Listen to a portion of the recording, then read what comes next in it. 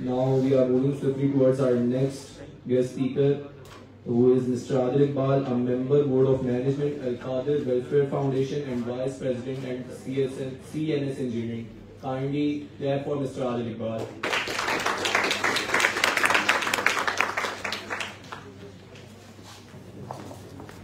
Thank you very much. Assalamu alaikum.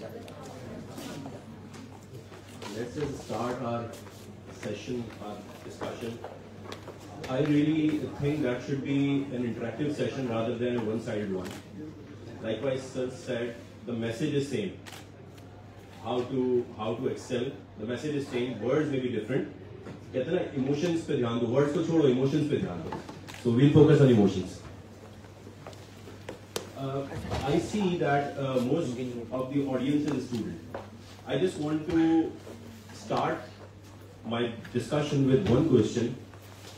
How many of you remember Pythagoras theorem? Just raise your hand.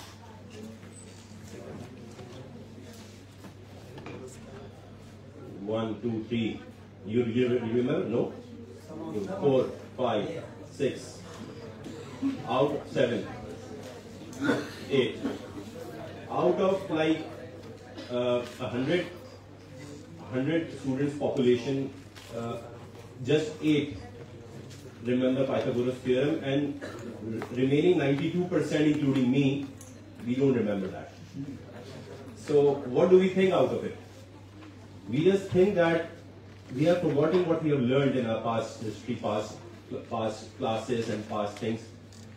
Right now also we are studying, we are reading like a thick books, but just after 2 years, maybe 3 years, we would be forgetting and we would not be remembering what we have learned. आज हम ये देखते हैं कि कितनों को Maslow's hierarchy याद होगी. मुझे भी याद नहीं है, सच्ची बात है. BCG मैट्रिक्स याद नहीं, मुझे सिर्फ हेडिंग्स के नाम याद है बस. कहने का मकसद ये है कि हम भूल जाते हैं. We have been forgetting what we are learning, but we remember one thing. क्या? हम ये देखते हैं कि आज तक हमने आप माशाल्लाह 4 साल ग्रेजुएशन करेंगे. After that you will be doing MBA of 2 years. Maybe some of you would pursue PhD degrees, MPhils. But at some point of time in your life, you will be forgetting what you have learned, what you have studied in your education times. But one thing you remember. What? कोई मुझे बता सकता है? एक ऐसी चीज है जो याद रहेगी. 4 साल पढ़ना, 2 साल पढ़ना, getting education of 16 years, getting education of 18 years, including maybe MPhil, getting education of 20 years, including PhD. एक चीज हमें याद रहेगी. हाँ, क्या बताइए प्लीज. मेमोरीज. कि हम कहाँ बैठते थे और क्या करते थे, कौन किसके साथ दोस्त था, ये याद रहेगा.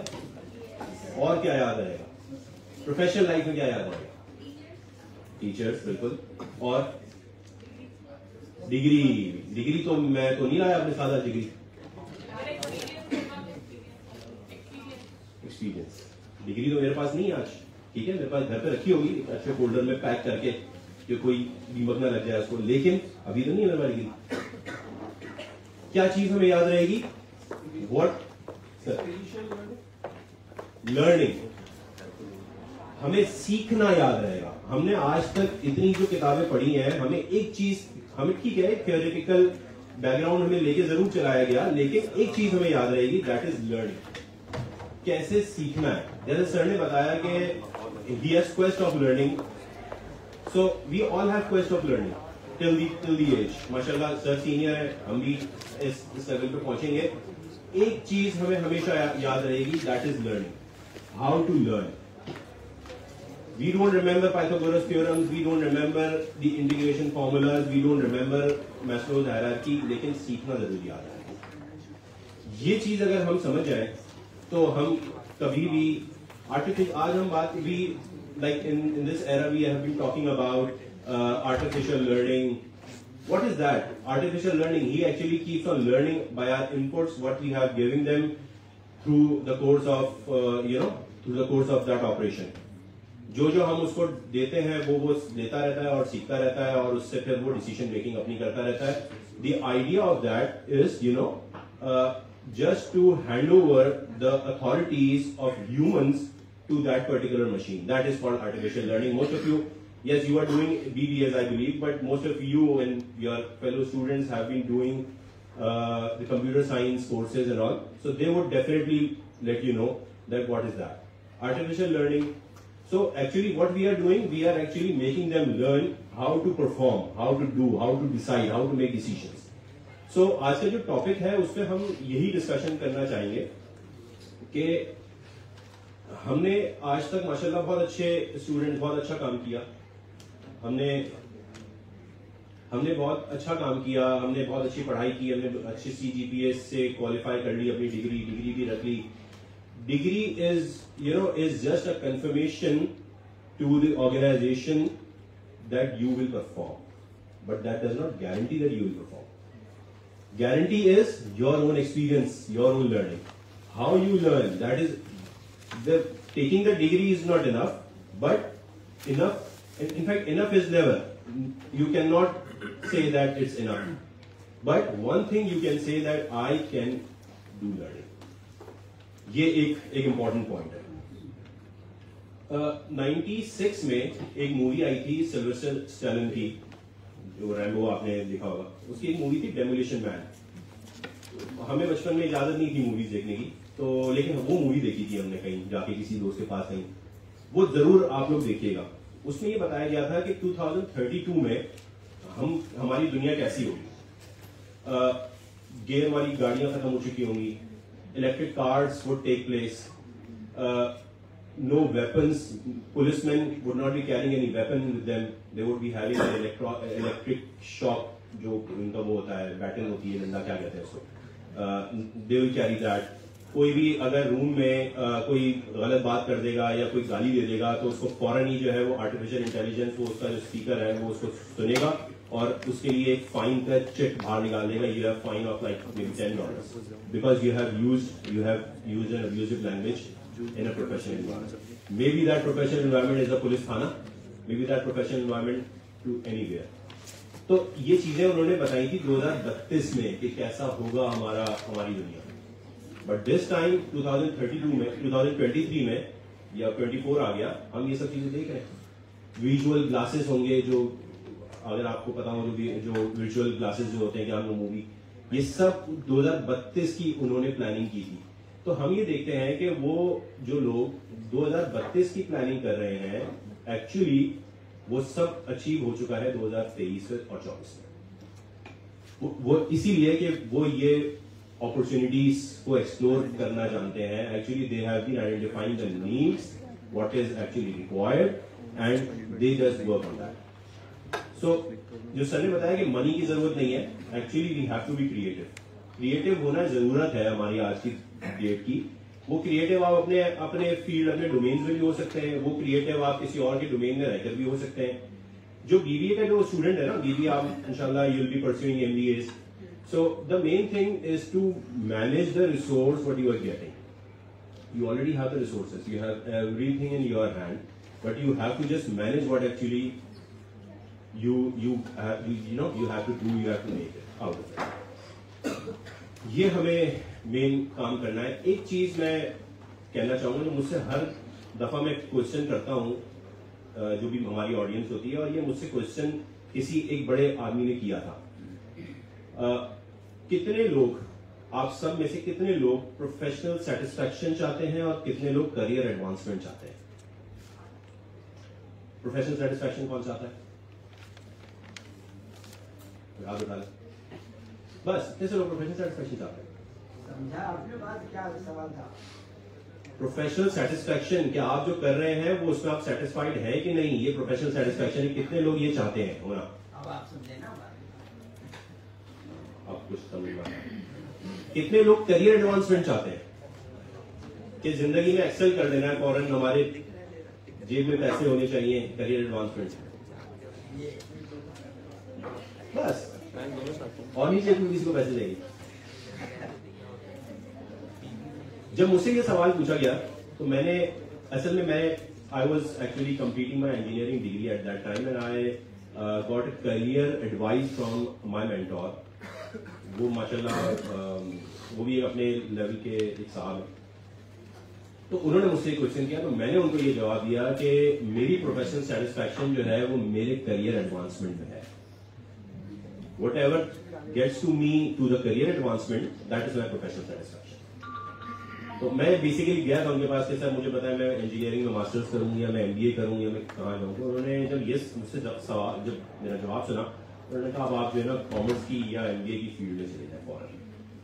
तो वो इसलिए कि उन्होंने मुझे ये बताया कि हमेशा करियर एडवांसमेंट उस फील्ड में होती है या उस पोजीशन में होती है जिसके पोजीशन के हाथ से या उस पोजीशन के थ्रू पैसे गुजरते हो। अब पैसे किस किस चीज से गुजरते हैं? इंजीनियरिंग के अंदर ठीक है, हम एक मेंटेनेंस मैनेजर बन गए, पैसे तो नहीं गुजर रहे हाथ से, होता है मशीन खराब हो गई ठीक कर देंगे, हो गया। लेकिन जो उस पर्टिकुलर कंपनी का जो सेल्स मैनेजर होगा उसके हाथ से पैसे गुजर रहे हैं, पैसे लेकर आ रहा है और अपनी कंपनी में दे रहा है। प्रोजेक्ट मैनेजर होगा, वो कंपनी से पैसे ले रहा है और आगे खर्च कर रहा है, पैसे गुजर रहे हैं। ऐसी और बहुत सारी फील्ड्स हैं जिसमें ऑडिट, फाइनेंस, CA होना, CFO बनना, ये सबसे पैसे गुजर रहे हैं ना, उस पैसे का इन्वॉल्वमेंट है उस पोजीशन के अंदर। तो उस फील्ड में करियर एडवांसमेंट है।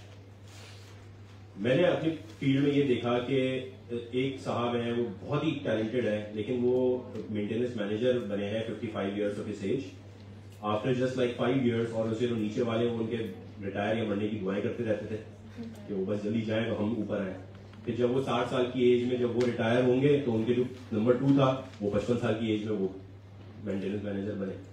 तो वो कहने लगे आप 5 साल के बाद मेरी रिटायरमेंट की एज आ गई। तो ये करियर एडवांसमेंट नहीं हुई।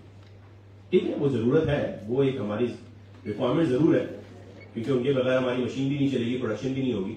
लेकिन एज एन इंडिविजुअल हम ये जरूर देखें कि हमारी कौन सी फील्ड या कौन सी पोजीशन के अंदर करियर एडवांसमेंट आ रही है। सो जस्ट लाइक टू सी कि हमें बिजनेस अपॉर्चुनिटीज कैसे एक्सप्लोर करनी है, तो हम हमेशा वो फील्ड लें जिसके थ्रू कैश फ्लो का इन्वॉल्वमेंट हो, कैश फ्लोज होते हो उस फील्ड में। ये करियर डेवलपमेंट का बहुत एक इंपॉर्टेंट पॉइंट है कि आपने जब आप इंशाल्लाह 4 साल के बाद अब फील्ड में जाएंगे तो आप ये जरूर देखिएगा कि आपको कौन सी फील्ड पकड़नी है। फिर चले हमने अच्छी फील्ड भी पकड़ ली, लेट्स से सब अच्छे अच्छे बिजनेस एंटरप्रेन्योर्स बन गए, लेकिन एक चीज हमें जरूर उसका ख्याल रखना है, that is it has a very thin boundary between हलाल एंड हराम। हम ये देखते हैं कि हुजूर सल्लल्लाहु अलैहि वसल्लम के जमाने में यहूदी जो थे वो बहुत ही ज्यादा अच्छे एंटरप्रेन्योर्स थे। उनके जो आइडियाज थे बिजनेस करने के वो बहुत ही अच्छे थे, लेकिन वो हलाल की तरफ कम जाया करते थे। वो ऐसे करते थे, एक एग्जाम्पल हम बता देते हैं कि यमन से शाम से काफिले आया करते थे मक्का एंड मदीना, और वो तिजारत करते थे, फिर वहां से यमन भी जाते थे या वापस चले जाते थे।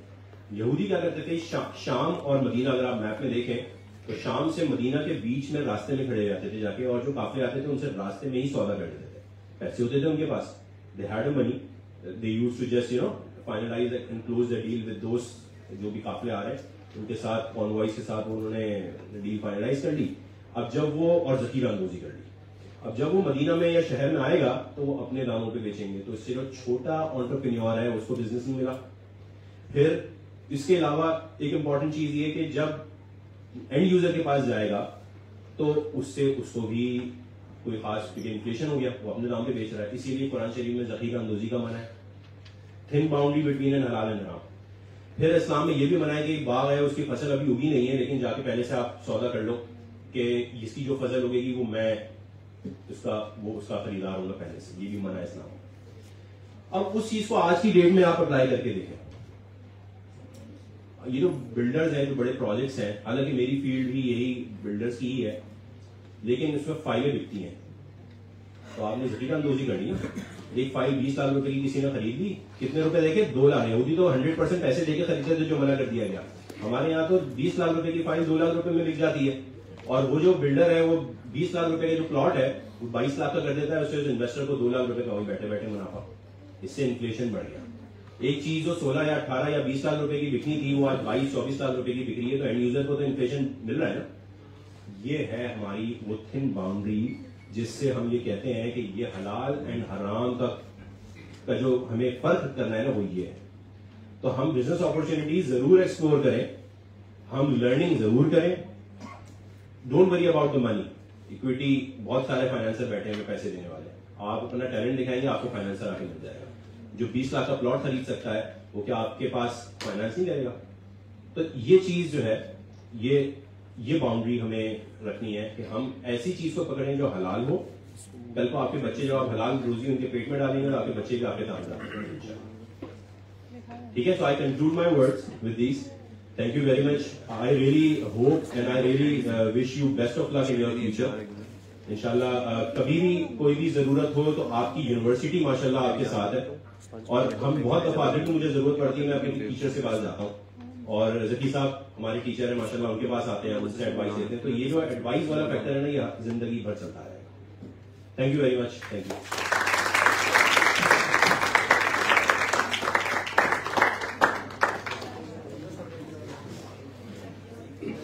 Just see that कि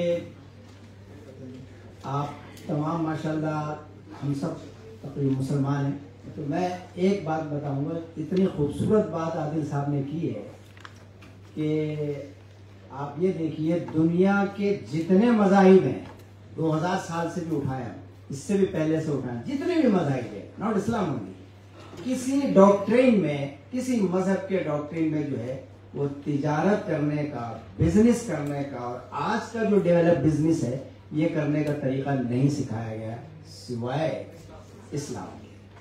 और ये आपके और हमारे प्यारे नबी सल्लल्लाहु अलैहि वसल्लम ने 1500 साल पहले वो उसूल बता दिए कि तिजारत कैसे की जाएगी, और इसमें हराम और हलाल का कॉन्सेप्ट क्या है, कम तोलने का क्या नुकसान है, और ज़ख़ीरा अंदोज़ी का क्या है, झूठ बोलने का क्या है, ऐब बगैर दिखाए हुए चीजें बेचने का क्या है। अब आप देखिए ये अमेज़न और ये तमाम बड़े बड़े जो है, आप यकीन कीजिए तो ये बात तो अपनी करते हैं, लेकिन हकीकत ये है कि ये डॉक्ट्रिन सिर्फ और सिर्फ इस्लाम देता है तिजारत की, यानी सिर्फ मजहब नहीं है ये पूरे उसूल जो है इस्लाम देता है। जब ये कहा जाता है कि it is a code of life, code सिर्फ इबादत का तरीका नहीं है इस्लाम में, कोड ऑफ लाइफ है। तो ये बहुत उम्दा बात की है। Thank you very much.